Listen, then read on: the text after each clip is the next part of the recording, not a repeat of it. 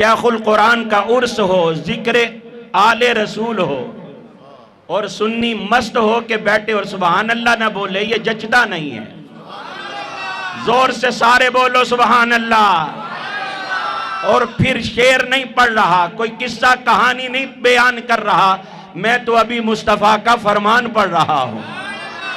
تو حضور نے فرمایا من صلی صلاۃً ولم يصلی فیہا علی وعلی اہل بیتی لم تقبل منہ۔ ایسے نہیں گج کے بولو سبحان اللہ۔ میں پھر حدیث رسول کا متن پڑھنے لگا ہوں۔ من صلی صلاۃً ولم يصلی فیہا علی وعلی اہل بیتی لم تقبل منہ۔ میرے آقا نے فرمایا جس نے نماز پڑھی، قبلہ قاری محمد افضل صاحب سرکار نے فرمایا جس نے نماز پڑھی اور اس نے نماز میں مجھ پر درود نہ پڑھا، جس نے نماز پڑھی اور اس نے نماز میں میری آل پر درود نہ پڑھا، جب تک وہ نماز میں مجھ پر میری آل پر درود نہیں پڑھ لیتا ہے تب تک اس کی نماز درجہ قبولیت کو نہیں پہنچتی ہے۔ تو نمازی کی نماز کامل تب ہوتی ہے جب وہ نماز میں آل نبی پر اور نبی پر درود بھیج لیتا ہے۔ اور حضرت عبداللہ ابن مسعود رضی اللہ تعالیٰ عنہ فرماتے ہیں حب آل محمد صلی اللہ علیہ وسلم خیر من عبادت سنۃ۔ فرمایا اہل بیت سے ایک دن کی محبت ایک سال کی عبادت سے افضل ہے۔ جو محبت کرتے ہیں نا آل مصطفیٰ سے وہ ذرا خوش ہو کے بولے نا سبحان اللہ۔ حب آل محمد صلی اللہ علیہ وسلم خیر من عبادت سنۃ۔ ایک دن اہل بیت سے محبت ایک سال کی عبادت سے افضل ہے، اعلیٰ ہے، بہتر ہے۔ قبلہ شاہ صاحب میں آپ کی موجودگی میں آپ کے قدموں کا سہارا لیتے ہوئے آپ کے بڑوں اور آپ کی بات کر رہا ہوں۔ حضرت عبداللہ ابن مسعود کہتے ہیں اہل بیت کی ایک دن کی محبت ایک سال کی عبادت سے بہتر ہے۔ ارے جس کا ایک دن اہل بیت کی محبت میں گزر جائے اس کا تو ایک دن ایک سال کی عبادت سے بہتر ہو جائے، تو جس کی ساری زندگی محبت اہل بیت میں گزر جائے، جو لمحہ لمحہ ہر گھڑی ہر آن محبت اہل بیت کا دم بھرنے والا، اس کے مقدر کا کیا کہتا اللہ اکبر۔ اور آقا علیہ السلام نے فرمایا من احبنی و احب ہذین و امہما و اباہما کان معی فی درجتی یوم القیامہ۔ ذرا آہستہ ہی کہہ دیں سبحان اللہ، پر حدیث پر سبحان اللہ بنتا ضرور ہے۔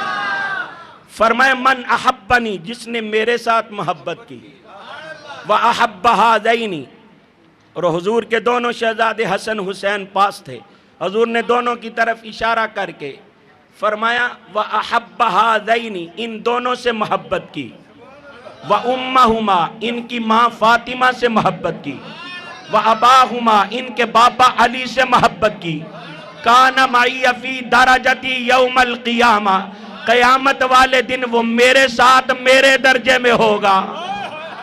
ذرا اونچا بولو، وہ قیامت والے دن میرے ساتھ میرے درجے میں ہوگا۔ ارے کوئی یہ نہ کہے شیخ القرآن کے عرس کی محفل میں آنے والوں، کوئی یہ فتویٰ نہ لگا دے یا اپنے ذہن میں یہ بد فاسد خیال نہ پیدا کر لے کہ جب جنت میں ایک ہی جگہ پر سرکار بھی ہوں گے ہم بھی ہوں گے تو معاملہ تو برابر ہے۔ ارے ان کی تخصیص کیا رہی، ان کا درجہ بلند کیا رہا۔ ارے یاد رکھو وزیر اعظم ہاؤس بنتا وزیر اعظم کے لیے ہے لیکن وہاں نوکر چاکر بھی رہا کرتے ہیں۔ ارے صدر ہاؤس بنتا صدر کے لیے ہے لیکن وہاں کام کرنے والے نوکر چاکر ملازم بھی رہتے ہیں۔ ارے رب کائنات نے جنت تو بنائی ہے مصطفیٰ کے لیے اور مصطفیٰ کے صدقے سے مصطفیٰ کے غلاموں کے لیے۔ ارے حضور کے فرمان کی روشنی میں ہم بھی اس جنت میں ہوں گے جہاں سرکار ہوں گے، لیکن کوئی یہ نہ سمجھے ہمارا اور مصطفیٰ کا برابر معاملہ ہو گیا ہے۔ ارے یاد رکھو ہم غلام بن کر رہیں گے، آقا مصطفیٰ امام بن کر رہیں گے۔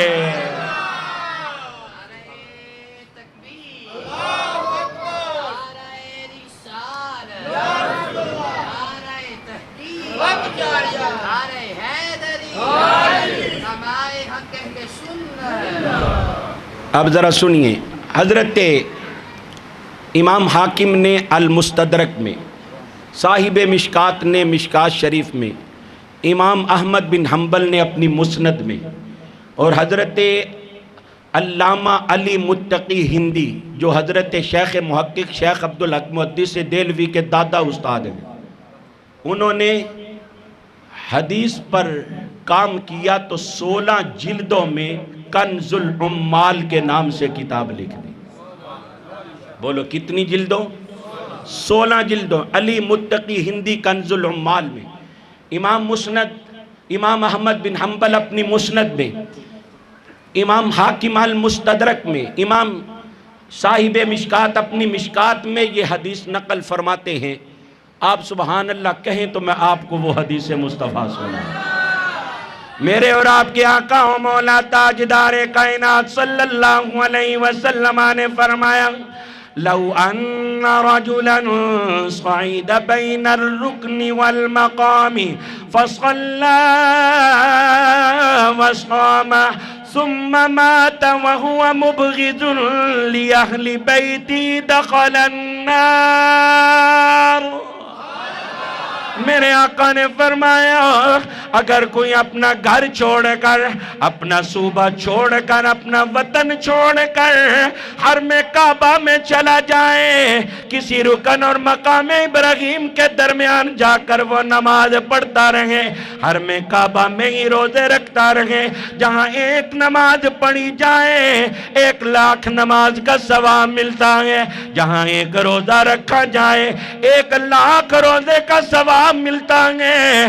فرمایا حرم میں روزے رکھتا جائے، حرم میں نمازیں پڑھتا رہے، ثم ماتا، اور پھر اس کو موت آ جائے، حرم کعبہ میں ہی مر جائے، وَهُوَ مُبْغِضٌ لِأَهْلِ بَيْتِي، حرم میں نمازیں پڑھنے والا، حرم میں روزے رکھنے والا، حرم کعبہ میں ہی مر جائے، لیکن جب اس کو موت آئے اس کے دل میں میرے اہل بیت کا بغض ہو، میری اہل بیت کی عداوت اور دشمنی ہو، اس کا دل اہل بیت کی محبت سے خالی ہو، میرے آقا فرماتے ہیں نماز روزے منہ پہ مار دیے جائیں گے، داخل النار، وہ بدبخت جہنم میں داخل ہوگا۔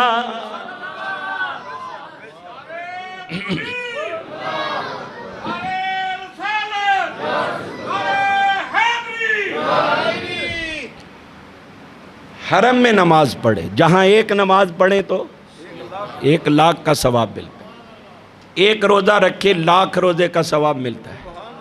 فرمایا حرم کعبہ میں نمازیں پڑھے، حرم کعبہ میں روزے رکھے، لیکن جب برے تو وَهُوَ مُبْغِضٌ لِأَهْلِ بَيْتِي، وہ میری اہل بیت سے بغض رکھنے والا، داخل النار، کہاں داخل ہوگا؟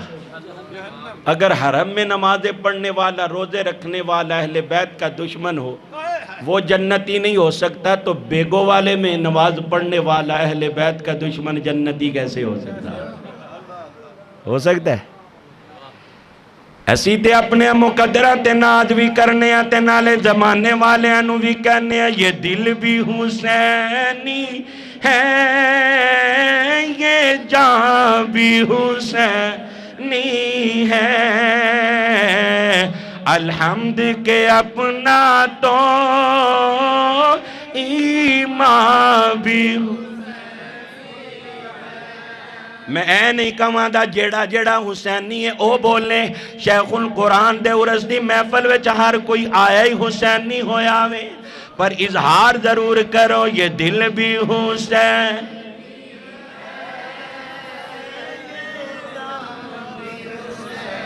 نی ہے، الحمد کے اپنا تو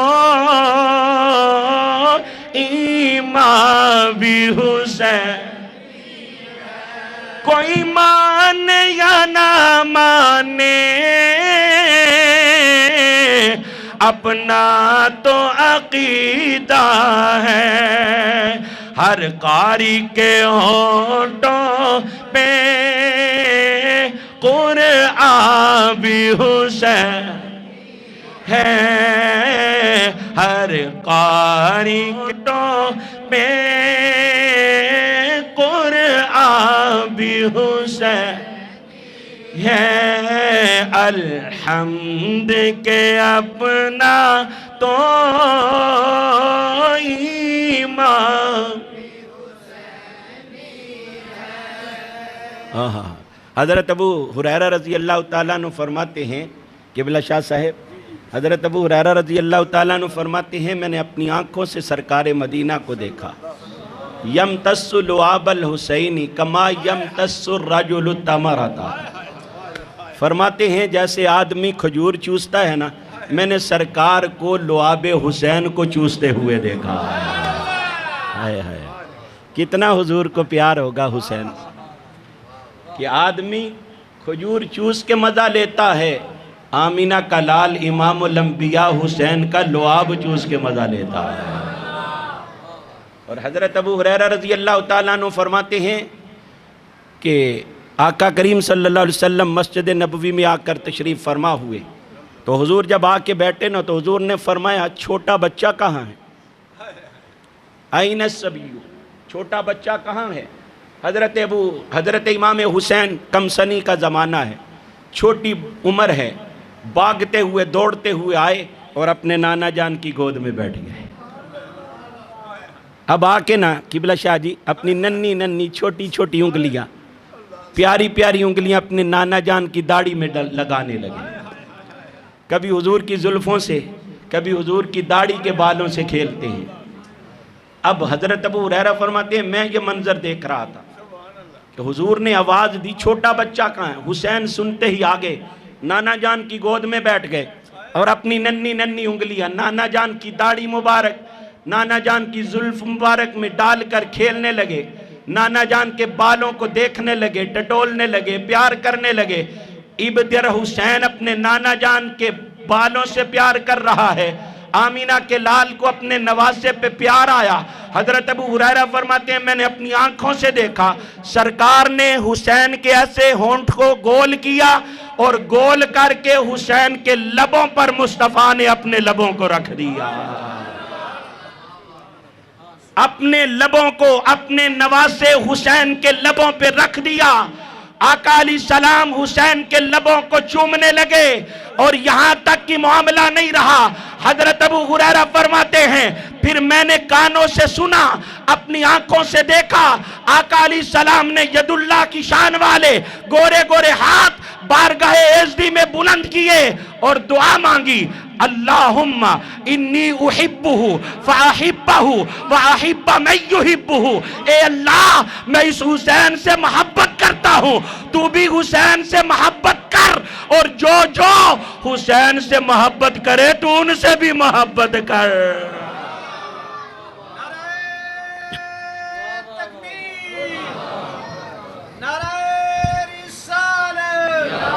سارے بولو نعرہ رسالت، عظمت و شان امام حسین۔ میرے آقا تو نماز میں قبلہ علامہ قاری افضل صاحب حضور قبلہ، میرے آقا تو نماز میں ارادہ کرے خیال کرے تو رب قبلہ بدل دے۔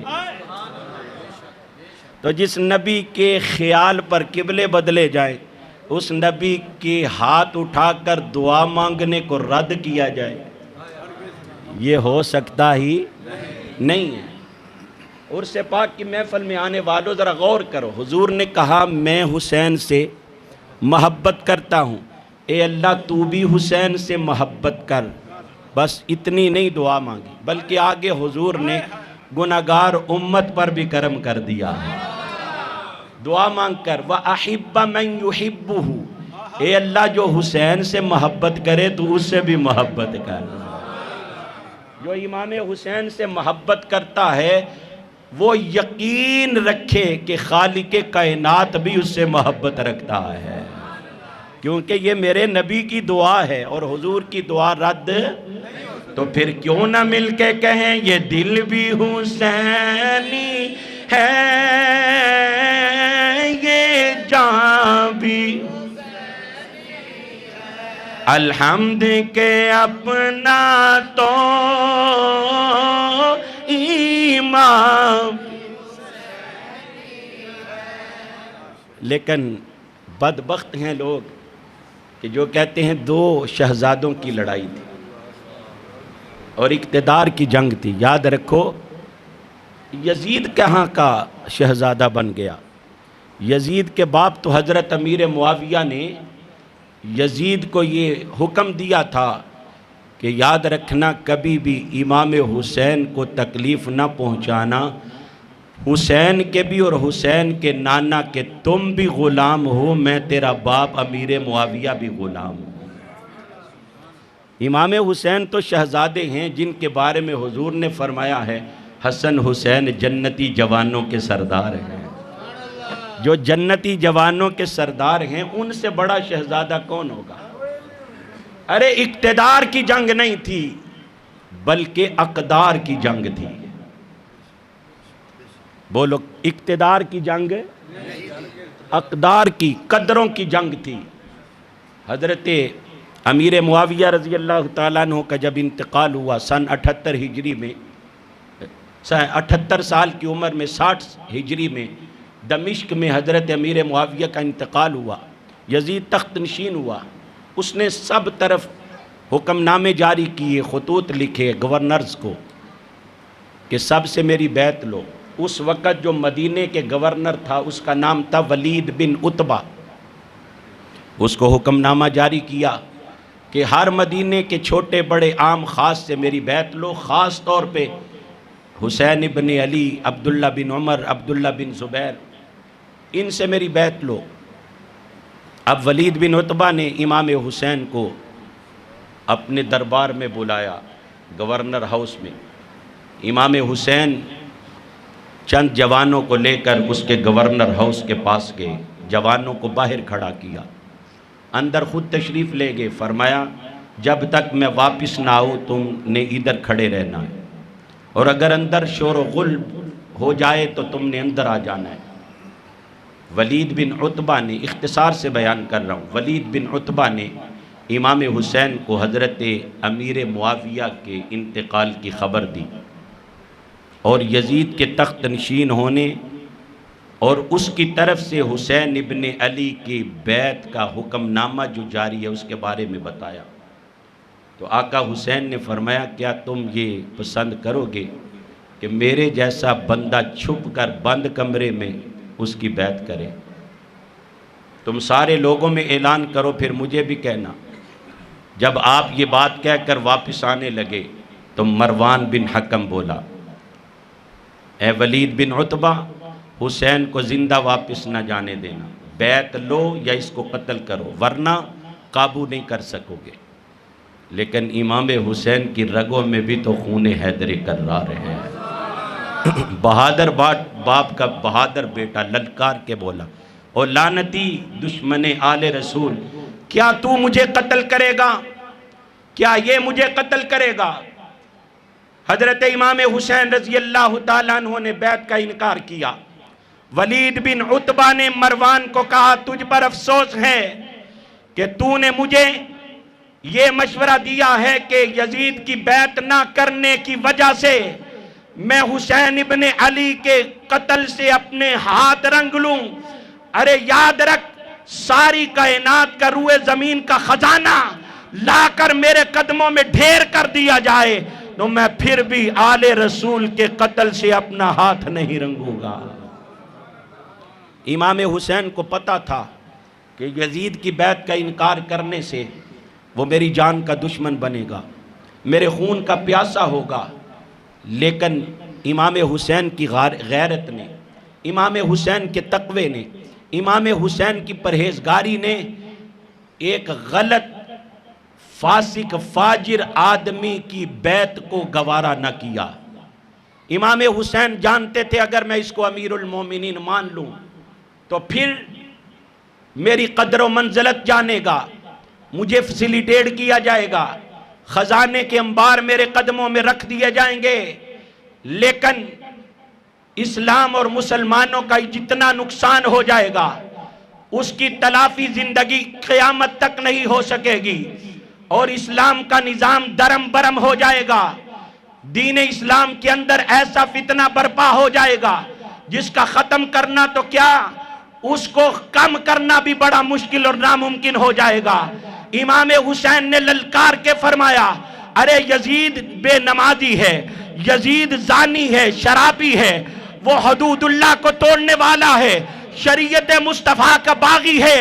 حسین ابن علی کی رگوں میں خون مصطفیٰ ہے، حسین ابن علی کی رگوں میں خون حیدر کرار ہے، نبی کا نواسا، علی کا شہزادہ، یہ کٹ تو سکتا ہے لیکن باطل کے سامنے جھک نہیں سکتا ہے۔ میں یزید کے سامنے سرنڈر نہیں کیا، ڈٹ کے کھڑے رہے۔ اگر اس وقت امام حسین مصلحت کا شکار ہو جاتے، کمپرومائز کر جاتے، آج اسلام کا یہ نقشہ نہ ہوتا، آج دین کی یہ بہار نہ ہوتی، آج مسجدوں کی یہ رونق نہ ہوتی، کعبے کی یہ حرمت نہ ہوتی، آج کوئی غازی نہ ہوتا، کوئی نمازی نہ ہوتا۔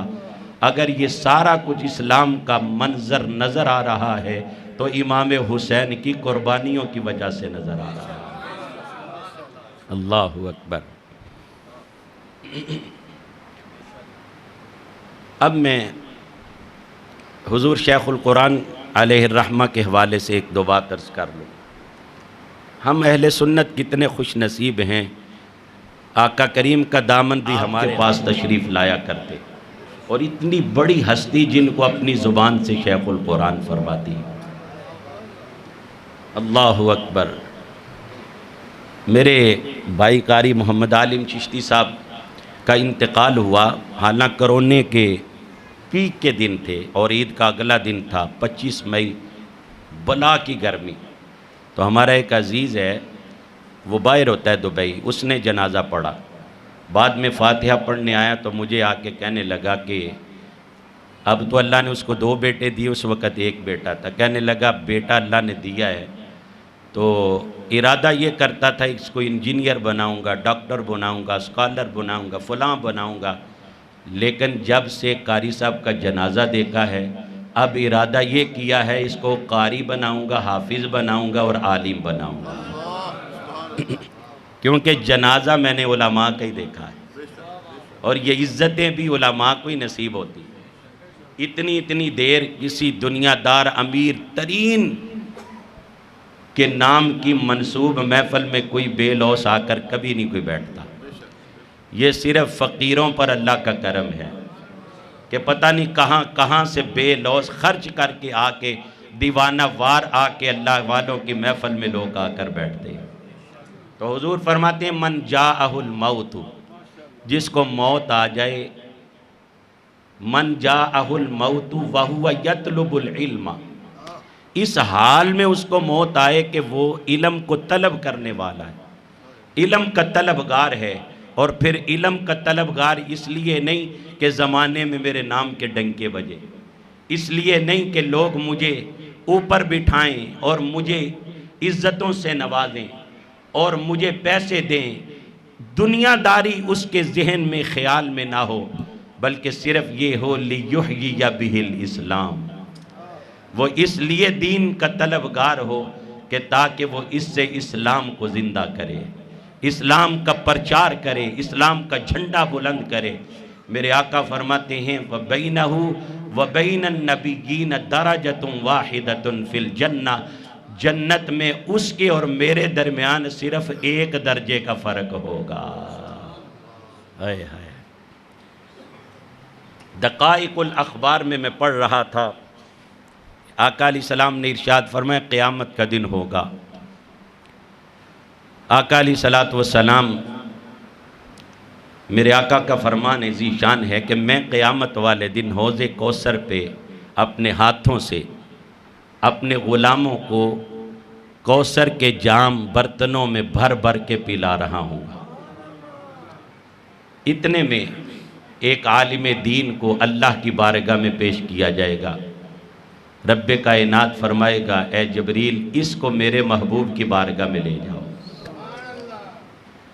آج بڑے سے بڑا کوئی بندہ آئے نا تو اس کے لیے کوئی اٹھنا پسند نہیں کرتا، لیکن کوئی ادنا سا بھی حضور کا نام لینے والا آ جائے تو اس کے لیے بڑے بڑے لوگ کھڑے ہو جاتے ہیں۔ ارے یہ عزت ہے مصطفیٰ کے دین کی وجہ سے۔ میرے آقا صلی اللہ علیہ وسلم کی بارگاہ میں جبریل لے کر اس عالم کو حاضر ہوں گے۔ اب ذرا قربان جائیں، جس کے لیے شب معراج سب انبیاء استقبال میں کھڑے رہے، وہ میرے آقا اس عالم و دین کو دیکھ کر خود استقبال کے لیے کھڑے ہو جائیں گے۔ حضور خود کھڑے ہو جائیں گے اور کھڑے ہو کر استقبال کریں گے، پیار فرمائیں گے۔ اب اگلے جملے سنیں گے تو ٹھنڈ پڑ جائے گی۔ ہائے ہائے، اب حضور علیہ السلام پیار کر کے بٹھائیں گے اور آقا علیہ السلام حوض کوثر سے اپنے ہاتھوں سے جام بھر کر اس کو پلائیں گے، برتن سے نہیں، اپنے ہاتھ سے، برتن میں ڈال کے نہیں، ایسے حضور چلو سے پانی پلائیں گے۔ جن کو برتنوں سے پانی حضور کے ہاتھوں سے ملے گا ان کے بھی وارے نیارے ہو جائیں گے۔ جو حضور سے ایک مرتبہ پانی وصول کر لے گا، حوض کوثر پی لے گا، اس کو دوبارہ کبھی پیاس نہیں لگے گی۔ لیکن وہ منظر دیکھ کر کہیں گے یا رسول اللہ صلی اللہ علیہ وسلم، حضور آپ کی کرم نوازی ہوگی، آپ کے کرم کی حد ہوگی، آپ نے ہمیں جام کوثر پلایا ہے، برتن میں ڈال کر اپنے ہاتھوں سے عطا کیا ہے، لیکن حضور یہ بندہ خوش نصیب کون ہے جس کو اپنے ہاتھوں سے جام کوثر پلایا ہے؟ میرے آقا فرمائیں گے کہ یہ وہ ہے جو دنیا میں میرے دین کا پرچار کرنے والا تھا، یہ میری امت کا عالم دین ہے۔ یا رسول اللہ ہمیں برتنوں سے اور اس کو اپنے ہاتھ سے جام پلایا ہے۔ اب سنو میرے آقا کا فرمان، فرمائے اس لیے کہ تمہیں تو ساری زندگی دنیا میں یہ فکر لگی رہی ہمارا کاروبار بڑھ جائے، ہمارا مال بڑھ جائے، تمہیں مال اور کاروبار بڑھانے کی فکر لگی رہی تھی، اور اس کو دین اسلام بڑھانے اور اونچا پرچم کرنے کی فکر لگی رہی تھی۔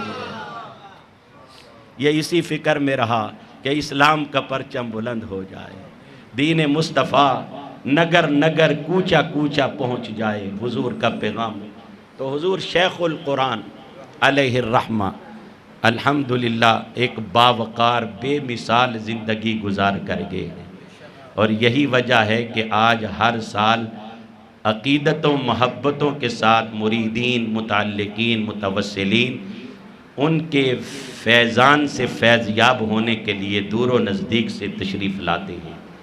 اور جا کر دیکھ لو فیصل مسجد کے باہر، جس نے 11 سال پاکستان پر حکومت کی، ضیاء الحق، اس کی قبر پر دعا مانگنے والا کوئی بھی نہیں، سیلفیاں بنانے والے نظر آتے ہیں۔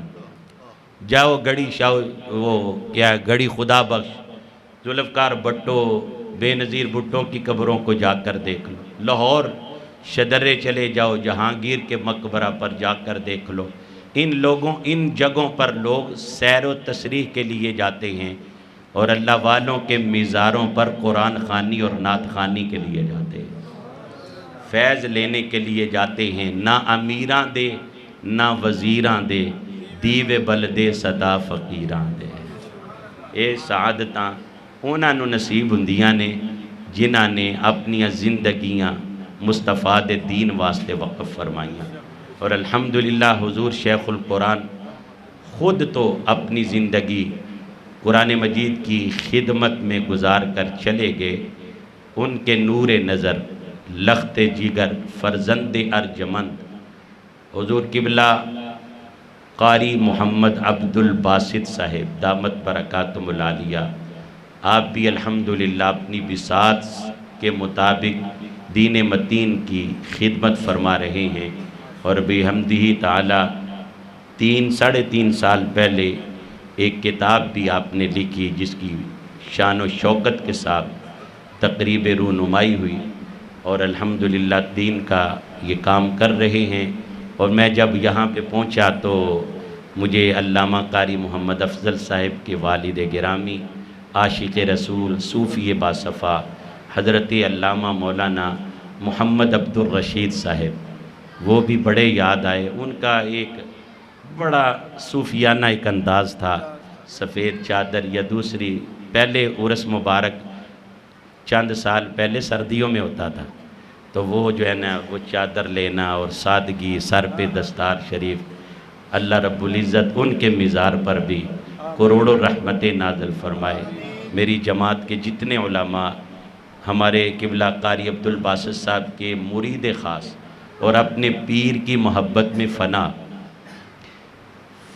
فنا فی محبت شیخ جناب زینت القراء حضرت علامہ قاری محمد قمر الزمان چشتی صاحب، اللہ تعالیٰ ان کو بھی اپنے پیر و مرشد کے نگاہ فیض سے دین و دنیا کی نعمتوں سے مالا مال فرمائے۔